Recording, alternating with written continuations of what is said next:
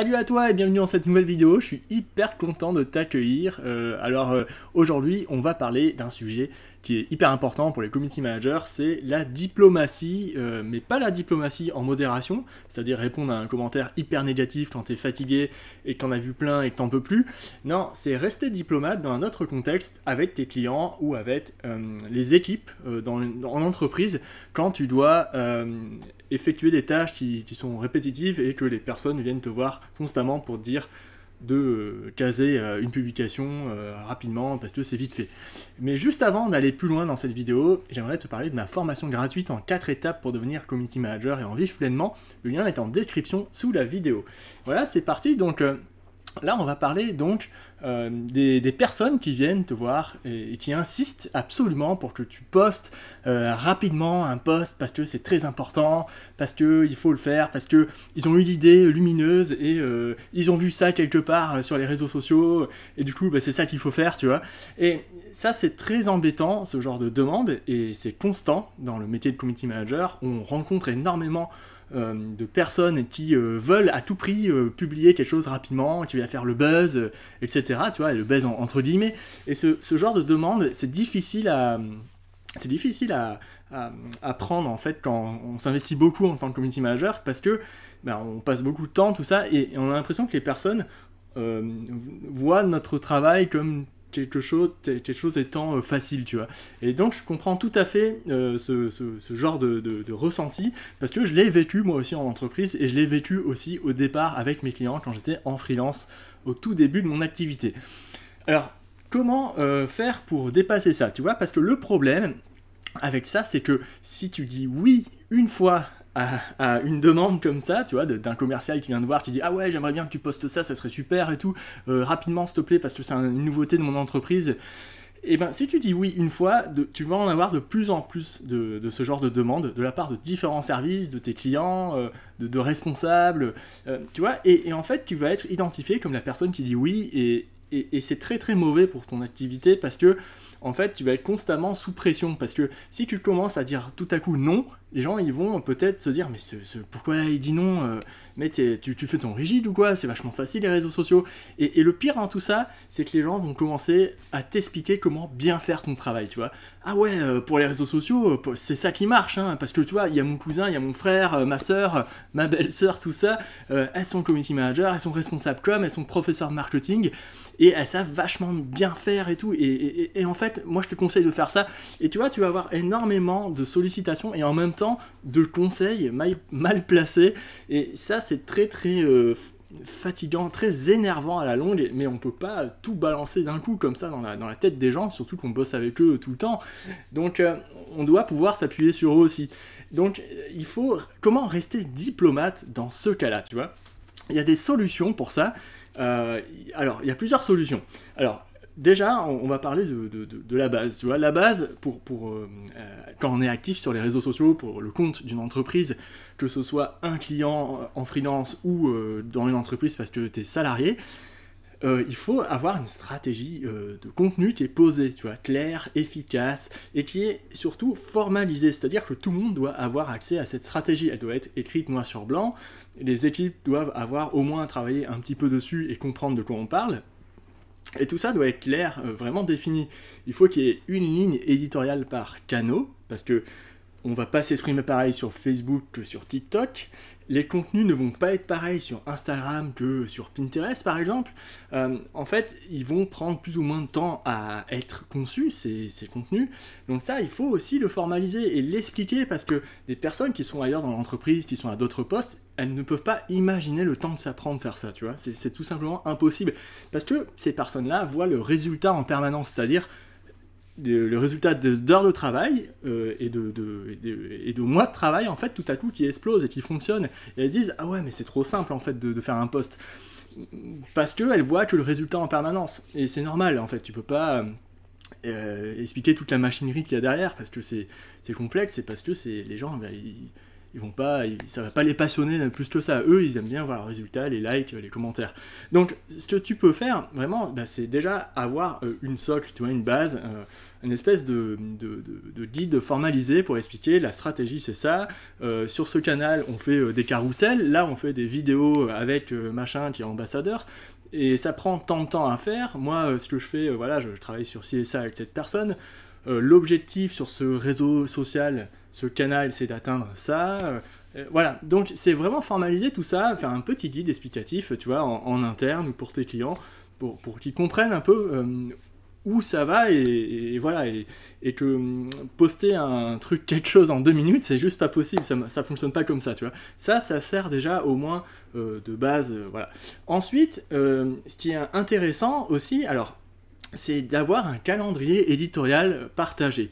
Tu vois, ça c'est un deuxième point qui est important après le guide pratique du CM, de la création de contenu en interne, c'est d'avoir vraiment ce calendrier éditorial partagé. Partagé, ça veut dire que les gens peuvent le consulter, mais pas forcément, pas le modifier, hein, parce que sinon tu vas avoir des problèmes.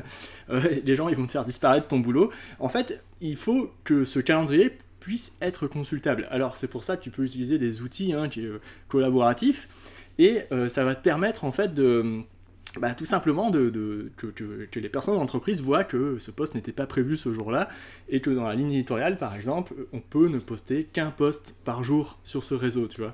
Et ça c'est vachement intéressant, parce qu'ils vont comprendre qu'en fait il y a une logique derrière tout ça, et qu'il y a des contenus qui sont programmés, et qu'il y a eu du travail dessus, et voilà, des échanges. Et ça c'est important qu'ils le voient, qu'ils aient une vision d'ensemble de ce que tu fais, parce que eux ils voient bien sûr comme d'habitude que le résultat à la fin, quand ça sort sur le réseau social, voilà, donc ils peuvent voir quand le post va sortir, ils peuvent voir ce qui va se passer, donc c'est très très très important d'avoir un calendrier éditorial clair, efficace et lisible en fait pour la majorité des personnes dans l'entreprise, et vraiment à disposition, tu vois. Cacher un calendrier éditorial, le faire que pour soi, ça sert à rien du tout. Il faut vraiment, un calendrier éditorial, c'est vraiment être ouvert dans l'entreprise et que tout le monde puisse le comprendre, le lire et comprendre ce qui va arriver. Ça, c'est la meilleure des manières de rester diplomate. Parce que une personne va venir te voir, te dire hey, on aimerait poster ça avec l'équipe, on trouve ça trop cool, est-ce que tu peux nous le faire pour aujourd'hui ?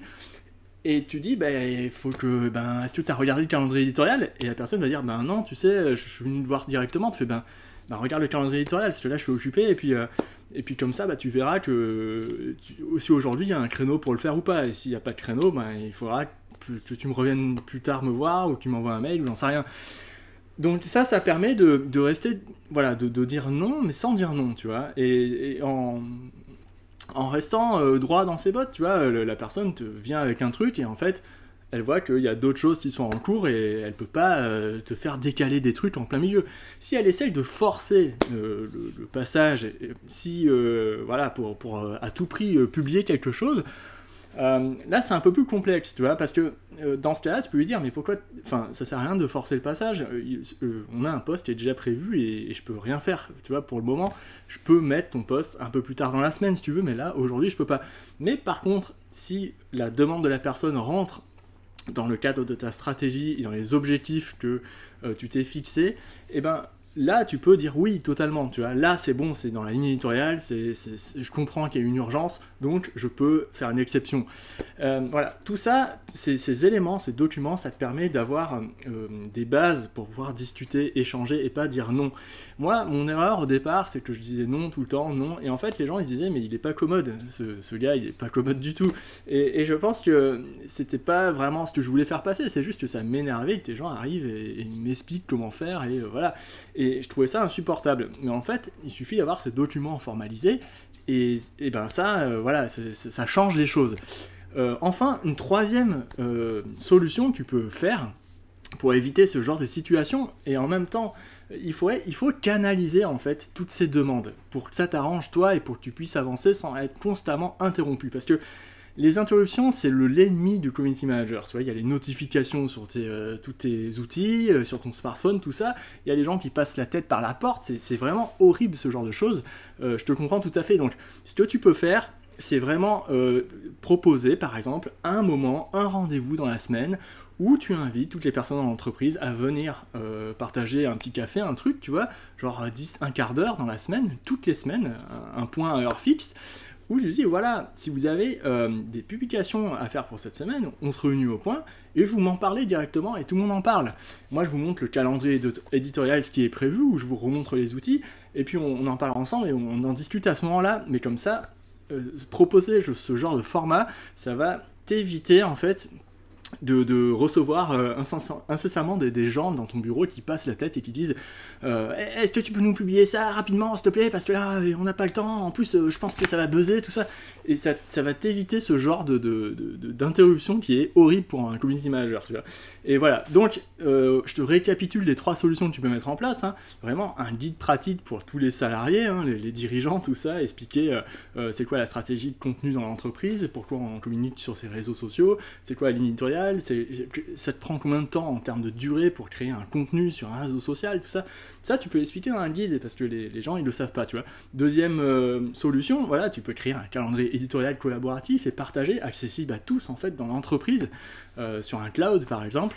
Et ça permet, en fait, aux gens de se dire, ok, en fait, je suis pas tout seul, il y a d'autres trucs qui sont prévus, ok, d'accord. Et enfin, en 3e solution, créer un moment, un vrai rendez-vous un peu convivial, tu vois, où les gens...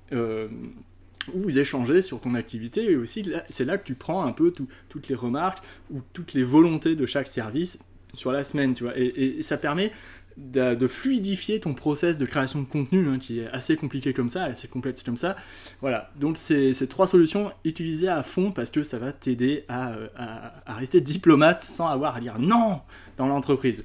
Voilà, bah écoute, j'espère que cette vidéo t'a plu et que ces conseils, tu vas pouvoir les appliquer assez rapidement. En tout cas, n'hésite pas à aller voir ma formation gratuite pour devenir community manager et en vivre pleinement en 4 étapes.